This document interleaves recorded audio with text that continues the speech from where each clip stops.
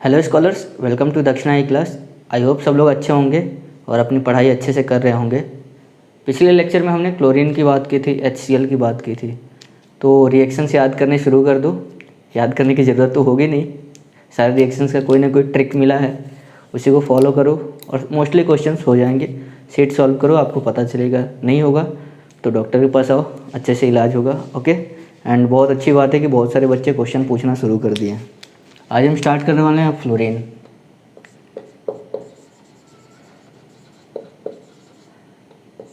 तो सबसे पहले प्रिपरेशन देखते हैं।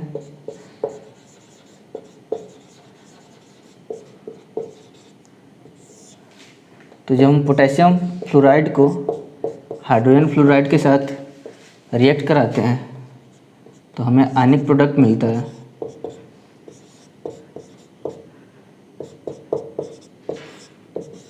ये K positive HF2 negative. Basically ये होता है ऐसे है।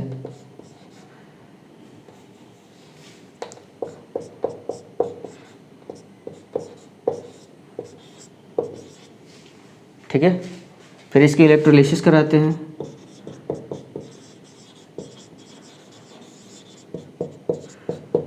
और हमें H2+F2 मिलता है। तो एज यूजुअल एनोड पे हमें ऑक्सीडेशन कराना है। बोलो भाई, बात समझ में आ रही है? तो ऑक्सीडेशन कराएंगे, तो हमने ऑक्सीडेशन कराया।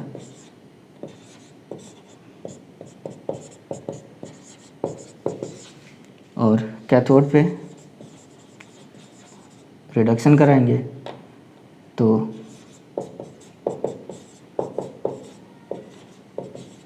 ये हमें H2 मिल जाएगा। ठीक है, तो यहाँ से हमें 2F negative plus 2H positive यहाँ पे मिल जाएगा H2+F2। ठीक है, बात समझ में आई? ये क्वेश्चन एग्ज़ाम में आ चुका है, ध्यान देने की ज़रूरत है। ठीक है, इसके इलेक्ट्रोलिसिस दूसरे तरीके से भी करा सकते हैं, लेकिन वो आपके सिलेबस में नहीं है तो उतना डीप में मत जाओ। आप बस इतना जानो कि हमें फ्लोरीन बनाना है तो हम कैसे बना सकते हैं फ्लोरीन। तो हमने KF लिया प्लस HF लिया, यहाँ से फ्लोरीन मिल जाता है। HF को बोलते हैं हाइड्रोफ्लोरिक एसिड। हाइड्रोफ्लोरिक एसिड वैसे आगे आएगा ये। ठीक है, लिखिए इसको। नेक्स्ट है फ्लोरीन का रिएक्शन NaOH के साथ।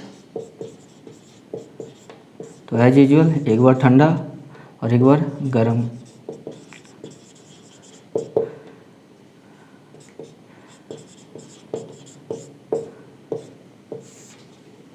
तो पिछले लेक्चर में मैंने क्लोरीन, ब्रोमीन, इन सबों का NaOH के साथ रिएक्शन बताया था आपको। डिस्प्रोपोर्शनेशन रिएक्शन था। लेकिन यहाँ पे थोड़ा केस अलग होता है क्योंकि ये मोस्ट ऑक्सीडाइजिंग एजेंट होता है। Most oxidizing agent SRP 2.87 volt होता है। ठीक है, तो ये NaF पे जाएगा प्लस OF2 बनाता है प्लस H2O। ठीक है, और यहाँ पे ये NaF तो बनाएगा ही बनाएगा, प्लस O2 गैस रिलीज करता है। ठीक है, H2O। बात समझ में आई? उससे थोड़ा सा अलग है क्योंकि ये मोस्ट ऑक्सीडाइजिंग एजेंट है, जिसकी वजह से ये -1 पे जा रहा है। -1 पे जा रहा है, देख रहे हो? -1 पे ही जा पाएगा और यहाँ पे -1 पे जा रहा है और ऑक्सीजन को इसने ऑक्सीडाइज कर दिया है।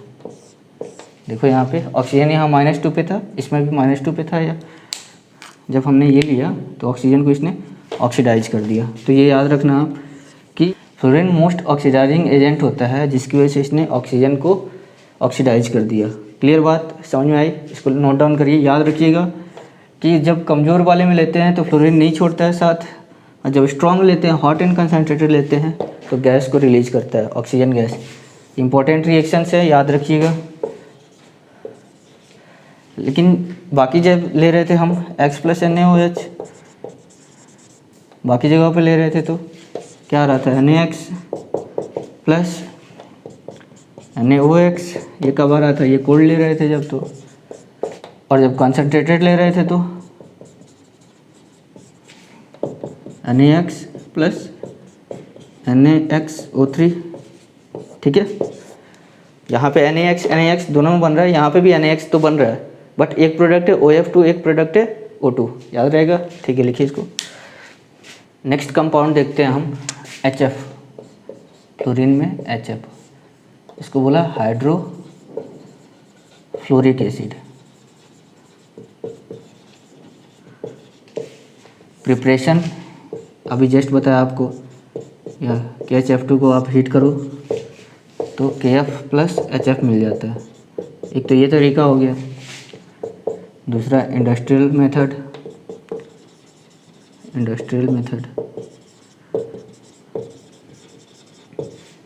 तो इसमें हम क्या करते हैं, फ्लोरोस्पर लेते हैं, CaF2।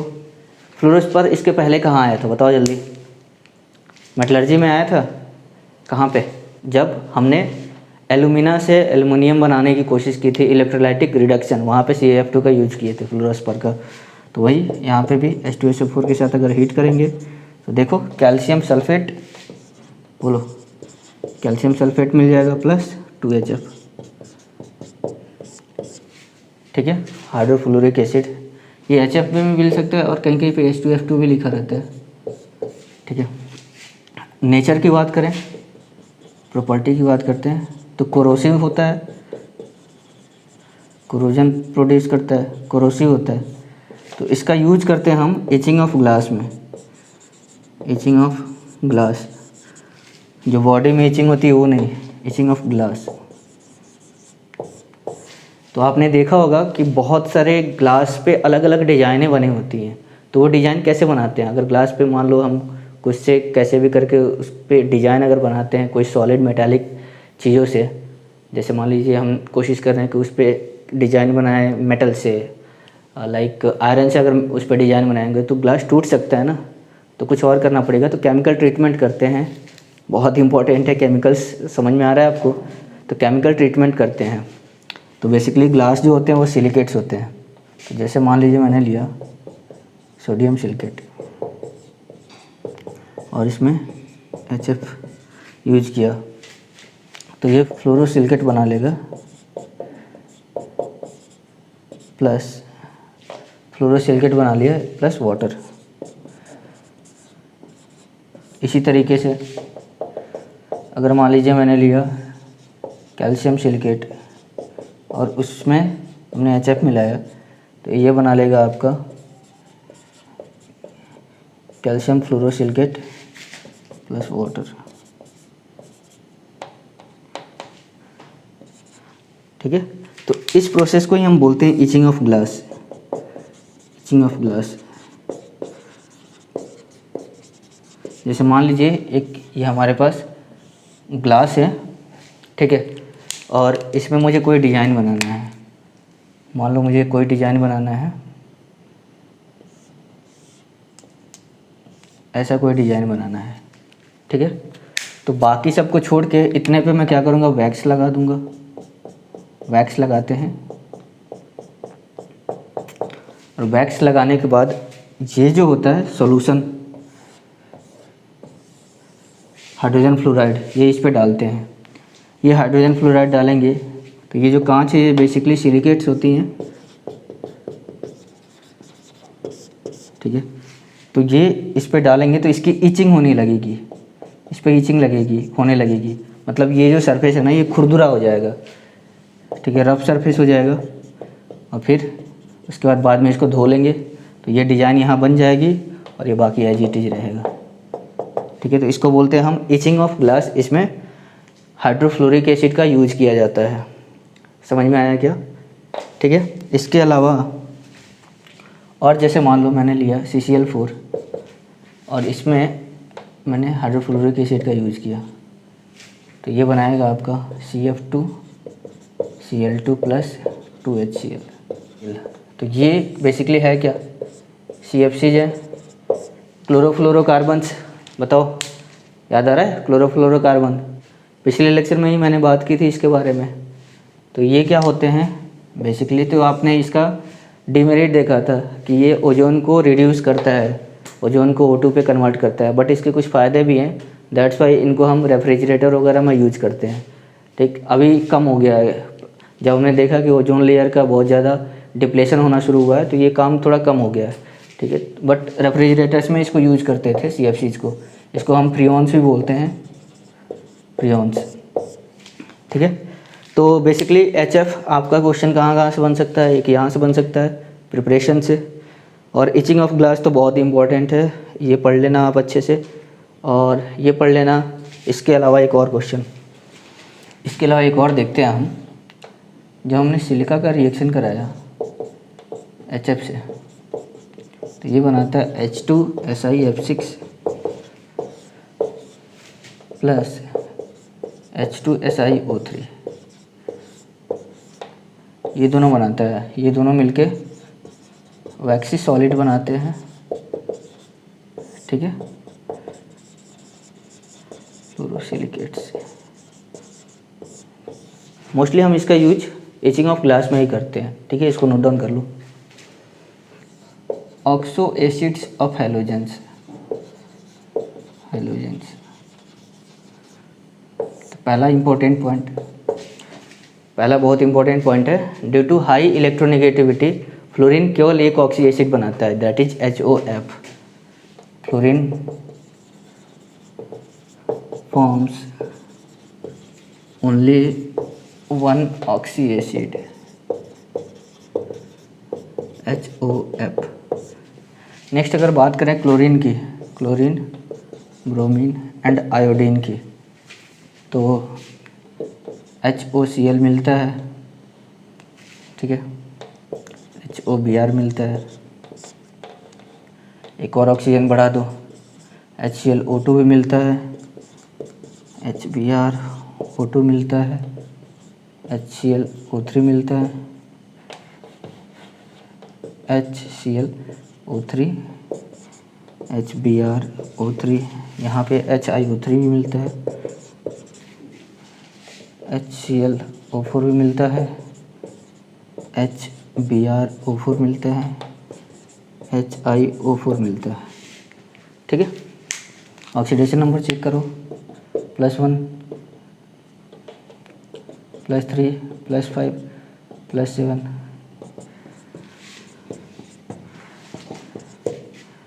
+5, +3, +1। अब देखो +3 वाले को बोलेंगे अस एसिड। ठीक है, तो ये हो जाएगा क्लोरस एसिड, क्लोरस एसिड। अब देखो इसमें से एक ऑक्सीजन मिला निकालोगे तो ये मिल जाएगा, इसमें से एक ऑक्सीजन निकालोगे तो ये मिलेगा। और बोला था जब अस एसिड में से एक ऑक्सीजन निकालते हैं तो उसको हाइपो बोलते हैं, ये हो जाएगा हाइपो क्लोरस एसिड। इसका भाई ये एक एसिड हो जाएगा, तो ये क्लोरिक एसिड, क्लोरिक एसिड, और ये perchloric acid, perchloric acid. Oxidation number इसका हाईएस्ट है। ऐसे यहाँ पे भी आप नाम दे सकते हो, ऐसे यहाँ पे भी नाम दे सकते हो। तो ये हो जाएगा आयोडिक एसिड, आयोडिक एसिड, और ये हो जाएगा पर आयोडिक एसिड। एक बार एक बच्चे ने पूछा सर ये तो पीरियोडिक एसिड लिखा हुआ है, देखो पीरियोडिक एसिड। ठीक है, तो ऐसे आते हैं, डाउट्स आते रहते हैं बच्चों के, कोई बात नहीं। तो ये हो जाएगा। स्ट्रक्चर देखते हैं, ऑक्सीजन HCl ऐसे बना सकते हैं। ऑक्सीजन का डबल बॉन्ड हो गया, इसकी भी वैलेंसी कंप्लीट, इसकी भी वैलेंसी कंप्लीट। अब ये बनाना है तो क्लोरीन डबल बॉन्ड OH बना सकते हैं ना। देखो 1 2 2 एंड 3 दे दिया, 4 लोन पेयर बचा रहेगा, कोई दिक्कत नहीं है। HClO3 एक और डबल बॉन्ड दे दो आप,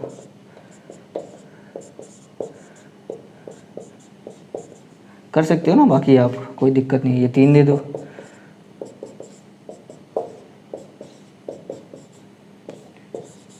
ठीक है, लिखिए इसको। नेक्स्ट देखो I2 प्लस कॉन्सेंट्रेटेड HNO3, इसका SRP की बात करें तो अप्रॉक्स 0.97 आता है। इसकी SRP आती है 0.54। I2 प्लस इलेक्ट्रॉन 2I, ये चेक कर लेना एक बार आप, ठीक है। तो अब देखो SRP ज़्यादा तो ये ऑक्सीडाइजिंग एजेंट का काम करेगा, तो ऑक्सीडाइज करेगा, तगड़ा करता है। वैसे ये रिएक्शन हम देख चुके हैं, ठीक है, फिर भी यहाँ पे बता दे रहा हूँ SRP का, क्योंकि मैंने सल्फ्यूरिक एसिड में काफ़ी चीज़ें बताई हैं आपको लॉजिक। तो ये आ जाएगा HiO3 प्लस रिड्यूस करेगा ये खुद को NO2 प्लस H2O। फिर आ रही है, लिखिए इसको। नेक्स्ट बात आती है इंटर हैलोजन कंपाउंड्स की। हैलोजन कंपाउंड्स, तो इलेक्ट्रोनेगेटिविटी का डिफरेंस होने की वजह से ये आपस में ही रिएक्ट कर लेते हैं। तो ये बनाएंगे या तो AB टाइप का, या AB3 टाइप का, या AB5 टाइप का, या AB7 टाइप का, ठीक है। तो ये जो होता है बिगर इन साइज, स्टेरिक हिंड्रेंस से आप सोच सकते हो साइज, और लो EN, इलेक्ट्रोनेगेटिविटी कम होगी A की, जबकि B स्मॉलर इन साइज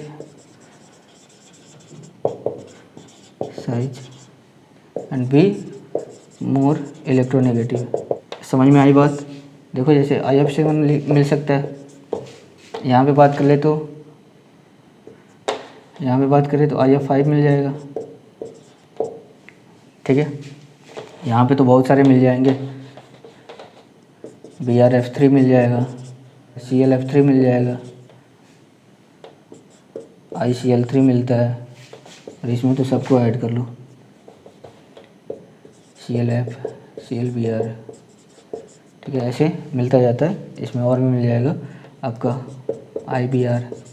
तो ये बेसिकली क्या है, दो तरीके से होंगे, एक A और एक B रहेगा।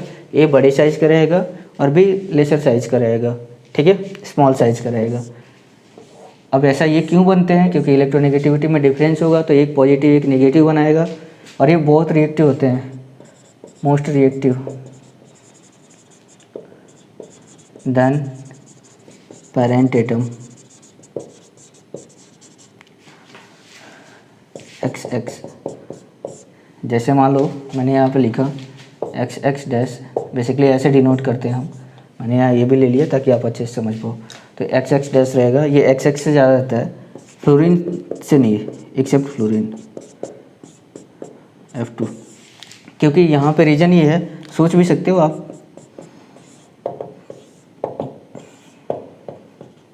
रिपल्सन बहुत ज़्यादा होगा ना, तो ये जल्दी टूटेगा रिलेटिवली इसके। तो इसके केस में बस फ्लोरीन से ये कम होता है रिएक्टिव, बाकी सबसे तेज़ होता है, ठीक है। तो ये ज़्यादा रिएक्टिव होगा अगर मैंने हाइड्रोलिसिस कराया HOH। तो आप देखो X मैंने किसको लिया, A वाले को, बिगर इन साइज, इलेक्ट्रोनेगेटिविटी कम, तो इस पर पॉजिटिव चार्ज आएगा, इस पर नेगेटिव चार्ज आएगा। तो ये कहाँ जाएगा, यहाँ पे, और ये जाएगा यहाँ पे। तो बेसिकली बन क्या गया हमारे पास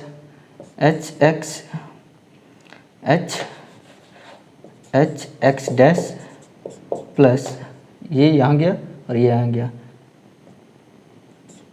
OH और X डैश। एग्जाम्पल से समझते हैं हम। जैसे मान लो मैंने लिया ClBr, तो अगर मैंने इसका हाइड्रोलिसिस कराया, ठीक है, तो मोर इलेक्ट्रोनेगेटिव है, तो इस पर नेगेटिव चार्ज, इस पर पॉजिटिव चार्ज, तो ये यहाँ जाएगा और ये यहाँ जाएगा, तो हमें मिल गया HCl प्लस HOBr।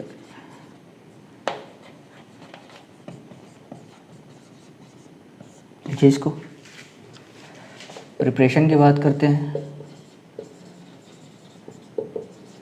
तो डायरेक्ट दोनों कंबाइन कर सकते हैं। जैसे Cl2 ले लिया प्लस Br2 लिया, टेम्परेचर दिया, तो ClBr बना लिया। नेक्स्ट देखते हैं, F2 को एक्सेस में ले लिया प्लस Br2, तो ये बना लेगा BrF3।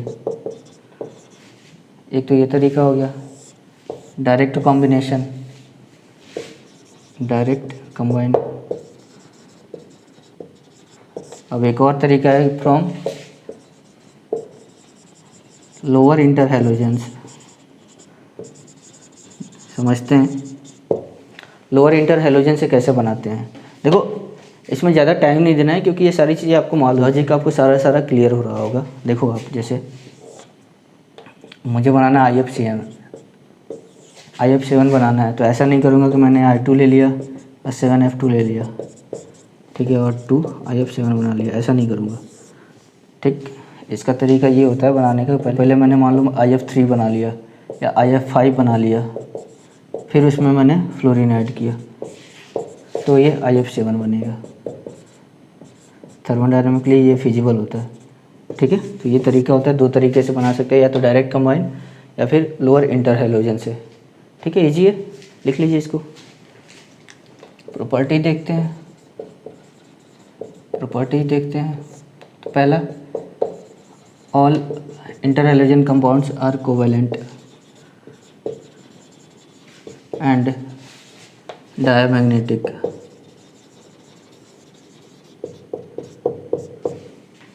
क्लियर, समझ में आ रहा है कि दोनों के दोनों नॉन मेटल ही हैं, ठीक है। नॉन मेटल आपस में कंबाइन कर रहे हैं तो कोवेलेंट तो होना ही चाहिए, और डायमैग्नेटिक इसीलिए कि जितने इसके फ्री इलेक्ट्रॉन्स है वो सारे के सारे कोवेलेंटली बॉन्डेड है। दूसरा, boiling point increases on delta EN increases. ये समझ में आ रहा है, जैसे जैसे डेल्टा एन बढ़ेगा वैसे दोनों के बीच में चार्ज डिफरेंस बढ़ेगा, तो अट्रैक्शन उतना स्ट्रांग होगा, तो बॉइलिंग पॉइंट बढ़ेगा ना। बोलो, समझ में आया। तीसरा पॉइंट लिख लो, थर्मल स्टेबिलिटी भी बढ़ता है, increases on del EN increases, ठीक है। अब देखो, फ्लोरीन, क्लोरीन, ब्रोमीन, आयोडीन, इसका आपको मालूम है 4 होता है, 3.2, 3.2 और ये 2.7। अब बताओ, अगर मुझे थर्मल स्टेबिलिटी निकालना हो तो क्या करूँगा, सबसे ज़्यादा वाला और ये ले लेता हूँ।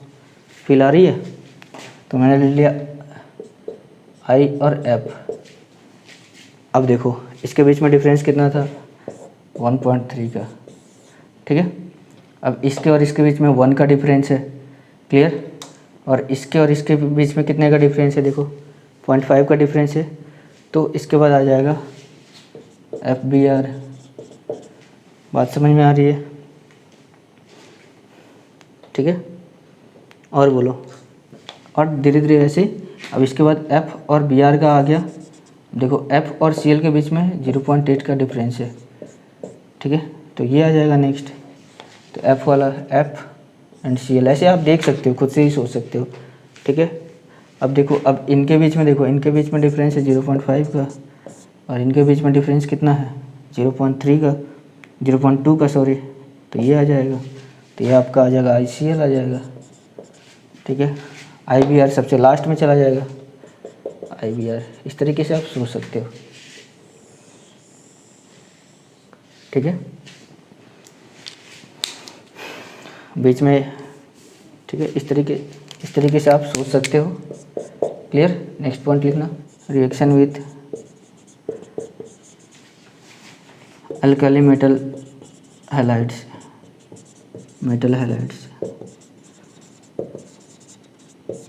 तो अल्कली मेटल हैलाइड्स जैसे मान लो कि आई है, इसके साथ मैंने IBr का रिएक्शन कराया, तो ये डायरेक्ट ऐड हो जाता है, एडिशन रिएक्शन होता है, ठीक है। तो एडिशन रिएक्शन होगा तो क्या हो जाएगा, KBrI2, इस तरीके का कंपाउंड बनता है, ठीक है। इसको लिख लीजिए, इतना ही इसके अंदर था इंटर हैलोजन कंपाउंड्स में। नेक्स्ट एक छोटा सा टॉपिक है, सूडो हैलोजेंस। हैलोजेंस नहीं होते हैं बट हैलोजन की तरह बिहेव करते हैं। प्राइमरली कंडीशन, वैसे सूडो हैलोजेंस मैंने आपको कोऑर्डिनेशन केमिस्ट्री के पहले लेक्चर में भी बताया था कि सूडो हैलोजेंस होते क्या हैं। तो ये मोर देन 1 एटम कंपाउंड होते हैं, पहली बात तो यही कंपाउंड होते हैं, which are not halogens. Pseudo का मतलब समझ ही में आ रहा होगा, सूडो का मतलब समझ में आ ही रहा होगा, which are not halogens but behave like halogens.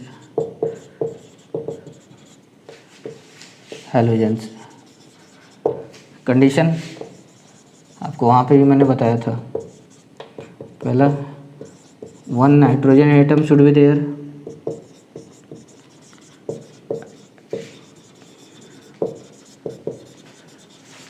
एक नाइट्रोजन एटम हो और दूसरा क्या हो, जल्दी बताओ, दूसरा एक नेगेटिव चार्ज हो जाए, 1 नेगेटिव चार्ज। एग्जाम्पल देखते हैं, सबसे फेमस हमने ये देखा था, Cn नेगेटिव। और क्या कर सकते हैं, HCN नेगेटिव, Cn नेगेटिव देख लिया, HCN नेगेटिव देख लिया, ठीक है। और क्या देख सकते हैं, OCN नेगेटिव देख सकते हैं, एजाइड को देख सकते हैं। बात समझ में आई। इनके एसिड्स क्या हो जाएंगे, HCN, HSCN, HOCN और ये N3H। ये डायमर भी बनाएगा, तो ये बना लेगा आपका साइनोजन गैस, ये HCN का होल ट्वाइस, ठीक है। समझ में आ रहा है। देखते हैं कंपैरिजन कैसे करते हैं। तो जैसे मान लें मैंने क्लोरीन ले लिया, यहाँ साइनाइड ले लिया, ये सारी चीज़ें मैंने वैसे करा दिया है आपको कोऑर्डिनेशन में, लेकिन दोबारा से बोला था कि जब हाइड्रोजन आएगा तो पूरा बताऊँगा। तो देखो पहला कि ये डायमराइज करता है, ठीक है, तो ये Cl2 बनाएगा, तो ये भी ऐसे ही करेगा, CN2 बनाएगा। दूसरा AgCl के साथ रिएक्ट करता है और PPT बनाता है, बेसिकली इनसॉल्युबल सॉल्यूशन बनाता है। तो ये भी AgCl के साथ रिएक्शन करेगा और इनसॉल्युबल सॉल्यूशन बनाएगा, ठीक है, इनसॉल्युबल सॉल्यूशन।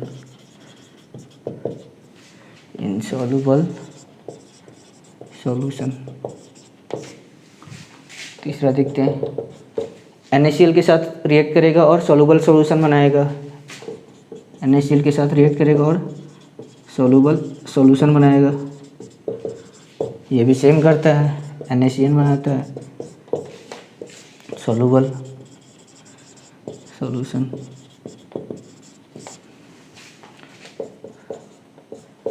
हाइड्रोजन के साथ रिएक्ट करके HCl बनाएगा एसिड, ये भी बनाता है HCN एसिड। देख रहे हो, मिल रहा है ना सब कुछ। नेक्स्ट देखते हैं, कोबाल्ट कॉपर के साथ मिलकर ये कॉम्प्लेक्स भी बनाता है।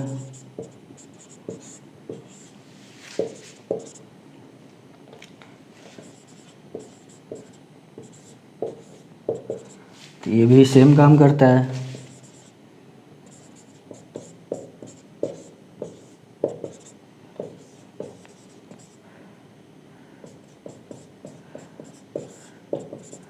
देख रहे हो, सारा मैचिंग है, दैट्स वाई इसको सूडो हैलोजेंस बोलते हैं। लिखिए इसको। नेक्स्ट बात आती है ग्रुप 18 की। Group 18 inert gas and P block का लास्ट टॉपिक। बहुत लंबा चल गया, बहुत सारे रिएक्शंस हो गए, कोई बात नहीं, याद कर लेंगे, आसान है। सेम शुरू करेंगे। सबसे पहले देखते हैं helium, neon, argon, krypton, xenon and radon. Atomic number बताइए। 2, 10, 18, 36, 54, 86। General electronic configuration NH2 NP6। इसका बस क्या होता है 1s2, ठीक है। आगे देखते हैं, argon is most abundant. Argon सबसे ज़्यादा मिलता है। ये सारे के सारे इजीली एटमॉस्फेयर में मिल जाते हैं, एक्सेप्ट रेडॉन का, ये रेडियो एक्टिव होता है। रेडॉन तब मिलता है जब हम रेडियम का अल्फ़ा डीके कराते हैं।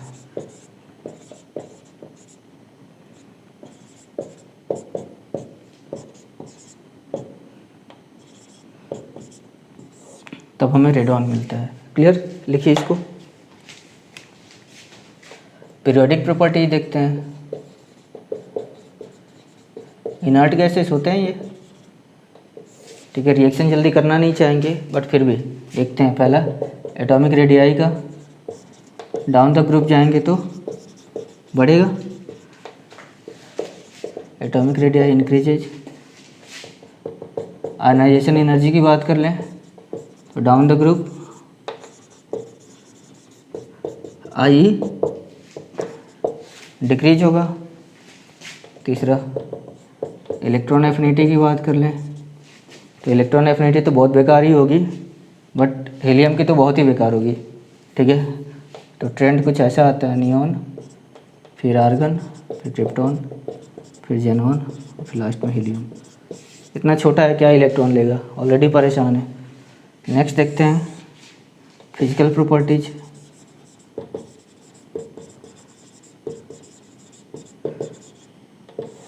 तो पहले तो इनर्ट लिख लो आप, साधु हैं ये, किसी से कोई मतलब नहीं है।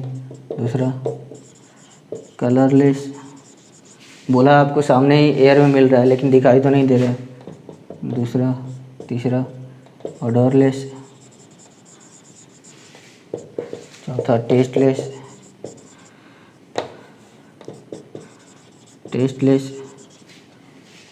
पांचवा मोनो एटॉमिक,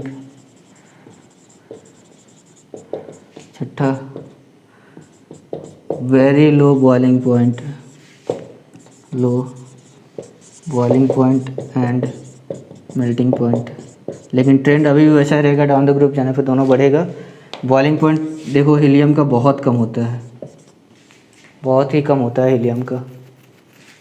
इसका बॉइलिंग पॉइंट लगभग होता है 4.2 केल्विन के आसपास, इतना कम होता है। बॉइलिंग पॉइंट कम होने का रीज़न ये भी दे सकते हैं कि ये मोनो एटॉमिक है, तो मोनो एटॉमिक अकेले पड़ा हुआ है, तो इसमें कोई बॉन्ड तोड़ने की ज़रूरत ही नहीं है। जब दो साथ में रहते हैं तब तो इस बॉन्ड को तोड़ेंगे। जैसे I2 है, सॉलिड में मिलता है, तो I को तोड़ेंगे तब तो वेपर बनेगा, तब बॉइलिंग पॉइंट की बात होती है।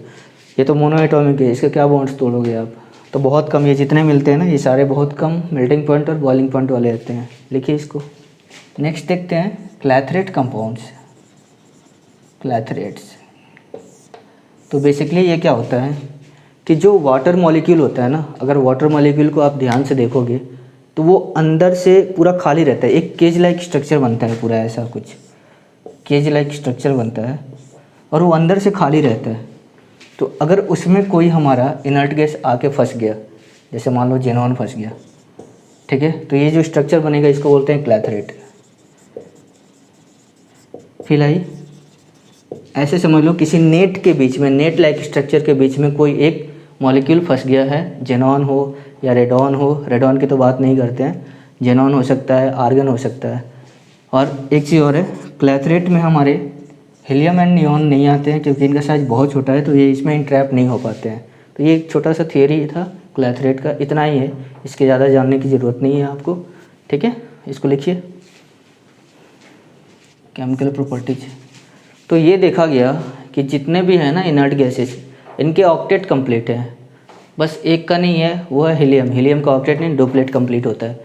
तो ये जल्दी रिएक्ट नहीं करते हैं, बहुत मुश्किल है, बहुत मुश्किल से रिएक्ट करते हैं। बट एक कंपाउंड मिला हमें O2 पॉजिटिव PtF6 नेगेटिव, ये कंपाउंड हमें मिला रेड कलर का, रेड कलर का। तो जो साइंटिस्ट ये सब देख रहे थे, नीर बार्टलेट, उन्होंने ये देखा भाई ये कंपाउंड मिल रहा है, और ये ध्यान से देखा कि मॉलिक्यूलर जो ऑक्सीजन है, मॉलिक्यूलर ऑक्सीजन, इसका आयनाइजेशन एनर्जी लगभग 1175 किलो जूल पर मोल के आसपास आता है, ठीक है। इन्होंने देखा कि अच्छा इसका इतना आता है, और वही बगल में जेनॉन पड़ा था, जेनॉन का भी इसी के आसपास में आता है, बस काम बन गया। समझ रहे हो? अरे सारा गेम तो एनर्जी का ही है, अगर सिमिलर एनर्जी हो गया तो बॉन्ड बना लेगा, तो इन्होंने इसको रिप्लेस कर दिया, तो मिल गया हमें Xe प्लस PtF6। तो इसने बना लिया और ये स्टेबल था। तो यहाँ से डिस्कवरी हुई कि भाई ऐसा है, इनर्ट गैसेस भी रिएक्शन करके मॉलिक्यूल बना सकते हैं। तो जेनॉन के कुछ कंपाउंड्स मिले, जेनॉन के कुछ कंपाउंड्स मिलते हैं, क्रिप्टॉन का एक मिलता है, KrF2 मिलता है, इसके अलावा मुश्किल है मिलना, ठीक है, बाकी नहीं मिलते हैं। तो जनरली हम जेनॉन के कंपाउंड्स को ही स्टडी करते हैं, वो भी बेसिकली 3 को करते हैं, HCF2, HCF4 एंड HCF6। ठीक है, तो कहानी समझ में आई क्या? तो नील बार्टलेट ने 1962 में इन्होंने ये देखा था कि रेड कलर का कंपाउंड बन रहा है जिसमें मॉलिक्यूलर ऑक्सीजन मतलब O2 का जो आयोनाइजेशन एनर्जी आ रही है वो लगभग 1175 किलो जूल पर मोल के आसपास आ रही है, और जेनॉन का भी सिमिलर ही आता है। तो यहाँ से बोला भाई इसको रिप्लेस करके हम इसको भी लगा सकते हैं। ठीक है, और लगाया और कंपाउंड्स मिल गए। तो यहाँ से पता चला कि इनर्ट गैसेस भी कुछ कंपाउंड बनाते हैं। तो इसमें से एक ये तीनों को हम लोग पढ़ना है, इसके अलावा बाकी को नहीं पढ़ना है। ठीक है, देखते हैं आगे, देखते हैं reaction of Xe with fluorine. ठीक है, तो पहला Xe प्लस F2, टेम्परेचर लिया 673 केल्विन, निकल ट्यूब ले लिया, तो ये मिलता है हमें HCF2। दूसरा Xe प्लस 2F2, 1:5 का रेशियो ले लिया, 873 केल्विन, निकल ट्यूब, ये मिल गया HCF4। Xe plus 3F2, temperature ले लिया 573 केल्विन, निकल ट्यूब, ये मिल गया HCF6, रेशियो लेते हैं 1:20 का। तो ये 3 कंपाउंड्स हमें मिले। इसके अलावा HCF6 एक और तरीके से बना सकते हैं। HCF6 को एक और तरीके से बना सकते हैं हमने लिया HCF4 प्लस O2F2। बोला था कि आपको OF2 मिलता है और O2F2 मिलता है, ये बहुत कम मिलता है, तो ये जनरली कंसीडर नहीं करते, बट है तो लिख लो इसको भी। तो ये HCF6 प्लस O2 बनाता है। बात समझ में आई? तो इतने को हमें स्टडी करना है। अब देखो याद कैसे करोगे, ये बहुत इंपॉर्टेंट है। ठीक, तो सबसे पहले तो ये याद रखना आप, इसे तो क्लियर हो जाएगा। HCF2, F4, F6 तो इसकी ज़रूरत है नहीं, सबसे ज़्यादा वाले में सबसे ज़्यादा रेशियो होता है, याद रहेगा। उसके बाद उससे कम, उसके बाद उससे कम। ठीक है, बाकी निकल ट्यूब सब में कॉमन है, समझ में आ रहा है। और देखो अब टेम्परेचर की बात हो रही है, तो ध्यान से देखो, ये है 400 डिग्री सेंटीग्रेड, ये कितना है 600 डिग्री सेंटीग्रेड। ठीक है, और ये है 300 डिग्री सेंटीग्रेड। ठीक है, तो आप याद कैसे रखोगे? देखो याद करने का तरीका मैं बताता हूँ। जिसमें 3 है उसमें 300 आएगा। ठीक है, बाकी जो कम वाला है वो 400 पे जाएगा और जो ज़्यादा वाला है वो 600 पे जाएगा। ऐसे याद कर सकते हो। क्या बोला, ध्यान से समझो, ये सब तो याद हो जाएगा ना, 1:20, 1:5, ये तो याद हो जाएगा इजीली। टेम्परेचर का बस लोचा हो रहा था, तो इसमें हम याद रखेंगे जिसमें 3 है उस पर 300 पे जाएगा। है तो बेसिकली यही है ना, 300, 600, 400, तो 3 वाला 300 पे जाएगा, पहला वाला 400, उसके बाद 600। ठीक है, देखिए इसको। इसके बाद बात आती है हाइड्रोलिसिस ऑफ जेनॉन के कंपाउंड्स, वो भी यही तीनों रहते हैं, HCF4 रहता है, HCF6 रहता है और HCF2 रहता है। तो आई होप आपने ये हाइड्रोलिसिस में पढ़ लिया होगा, जो कि हमें केमिकल बॉन्डिंग में पढ़ाया जाता है। अगर नहीं पढ़ाया गया होगा तो आप बताना मुझे, उस पर भी मैं वीडियोज़ बना दूँगा सारी चीज़ों को कंपाइल करके। ठीक है, तो अपना P ब्लॉक यहाँ पर ख़त्म होता है। बहुत अच्छे से पढ़ाई करो, एक एक रिएक्शन को मैंने बहुत प्यार से बनाया है। ठीक है, एक एक रिएक्शन आप याद करो, तरीके जो बताए हैं उसको देखो, लॉजिकली सोचो, लॉजिकली देखोगे तो भी सही है और ट्रिक्स से भी देखोगे तो भी सही है। जैसे भी आपकी मर्ज़ी, जैसे भी याद करो। हमारा काम है IIT के पेपर तक चीज़ें याद होनी चाहिए किसी भी तरीके से। और ये ना बोलना कि इनऑर्गेनिक बहुत बोरिंग है, ये है वो है, ये सब चीज़ें नहीं चलेंगी, एक्सक्यूजेज नहीं होंगी, क्योंकि वहाँ क्वेश्चन पूछा जाता है, आएगा तो आएगा, नहीं आएगा तो नहीं आएगा। तो सबने दिया हुआ है, हम लोगों ने भी जब पेपर दिया था तो हम लोगों ने भी किसी तरीके से पढ़ के गए थे, एग्ज़ाम दिए थे, आपको भी वही करना है। ठीक है, चलो, all the best, thank you.